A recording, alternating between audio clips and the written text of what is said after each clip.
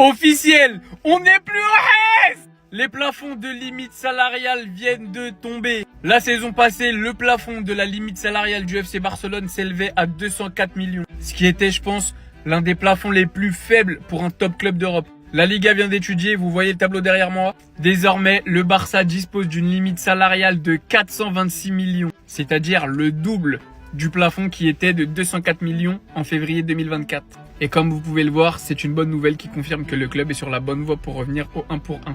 Alors je vous laisse le tableau derrière moi si vous voulez un petit peu regarder. Alors je sais que vous n'êtes pas comptable, vous y connaissez pas forcément, mais pour vous expliquer globalement, le plafond de limite salariale c'est quoi? C'est la limite que le club ne doit pas dépasser en termes de salaire pour ses joueurs, pour son staff. Et comme vous savez, au Barça, il y a eu énormément de salaires mirobolants qui ont été donnés sous l'ère Bartomeu. On a été énormément sous l'emprise des restrictions à cause de Tebas, du fair play financier de la Liga. Et c'est pour ça qu'on avait énormément de mal à inscrire certains joueurs, parce qu'ils n'entraient pas dans les limites de ce plafond. C'est comme ça parce qu'en dessous de 204, c'est compliqué d'inscrire des joueurs. De faire venir des joueurs de classe mondiale et de leur promettre des salaires de 2 millions, c'est pas possible. Du coup, c'est une excellente nouvelle pour le recrutement, pour la santé financière du club, pour l'inscription des joueurs. Alors attention, on n'est pas encore revenu au 1 pour 1. On a pu le voir, on a eu énormément de mal à enregistrer Olmo quand même. Mais on est sur la bonne voie. On a fait des ventes, on a réussi à faire quelques départs. Je pense que c'est pas fini, il y aura moyen de réussir quelques ventes encore d'ici là. Et peut-être que cet hiver ou l'été prochain, avec des bonnes ventes, un bon recrutement et des bonnes recettes, le Barça pourra revenir au 1 pour 1 et faire un mercato digne de ce nom.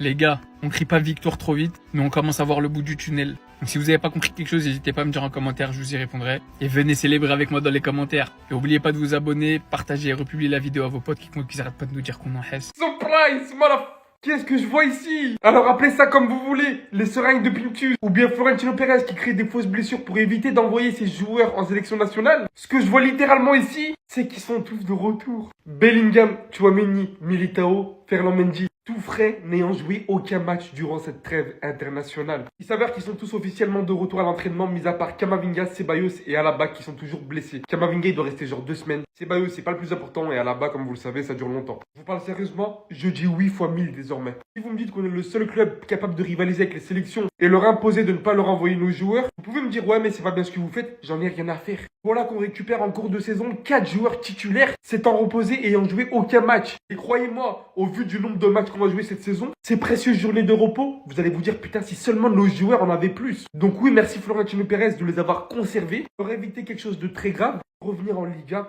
jouer correctement, avoir enfin le potentiel 100% de notre équipe, surtout avec le retour de Bellingham qui comme vous le savez n'avait pas joué encore grand match aux côtés de Mbappé, Vinicius et Rodrigo. Désormais ça va changer toute la donne, le retour au championnat va être explosif les gars. C'était sûr. Vous savez c'est qui en face? Kylian Mbappé a officiellement gagné la première manche de sa bataille juridique contre le PSG. La commission juridique de la LFP a rendu son verdict. Le PSG doit régler les 55 millions d'euros réclamés par Kylian Mbappé pour des salaires impayés. C'est un malade, c'est un fou. Donc là vous me dites qu'il est passé au tribunal devant le Qatar, qu'il est en train de gagner un procès contre eux. Kylian Mbappé là, non excusez-moi, Kylian Mobutu. Vous m'avez dit qu'il avait aucune chance, c'est ça?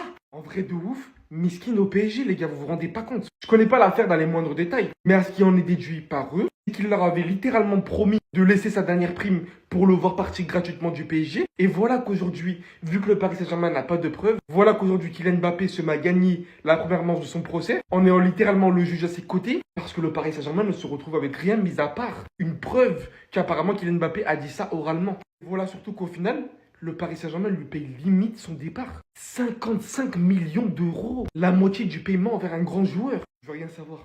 Il est officiellement le joueur le plus dangereux de l'histoire du football. Ou pas. Puisqu'il a simplement réclamé en soi l'argent que le Paris Saint-Germain lui devait. Yes!